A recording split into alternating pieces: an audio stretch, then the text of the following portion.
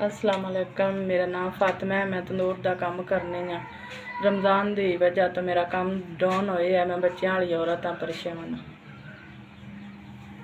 अस्सलाम वालेकुम। मेरा नाम सुमेरा बीबी है, बच्चों वाली औरत हाँ। मेरा हामन दिहाड़ी करता रमज़ान की वजह तो काम डाउन है, कभी दिहाड़ी लगती कभी नहीं लगती। घर के हालात ठीक नहीं है। अस्सलाम वालेकुम। बेवा औरत ते अस्सलाम वालेकुम। रसूला मेरा नाम है। बेवा औरत ते हमारी जी मेरी कुली है, बीमार रहनी हाँ।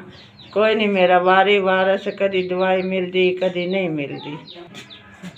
बीमार हाँ ते वाले वारस को नहीं, दवाई जो भी पैसे नहीं लगते। 2 साल हो गए ने मैंने बीमार होया। ਤੁਹਾਡਾ ਕੱਲਿਆ 3000 रुपया जुगाड़ ਦਾ पड़ गया। ਤੁਹਾਡੀ बड़ी बड़ी मेहरबानी। ਤੁਹਾਡਾ ਕੱਲਿਆ 3000 रुपया मिल गया, मेहरबानी ਤੁਹਾਡੀ। 3000 ਤੁਹਾਡਾ ਕੱਲਿਆ जुगाड़ ਦਾ मिल गया, बड़ी बड़ी मेहरबानी है। भला होवे ਤੁਹਾਡਾ, अल्लाह ਤੁਹਾਨੂੰ तंदुरुस्ती देवे, अल्लाह सेहत देवे, जे अल्लाह चुक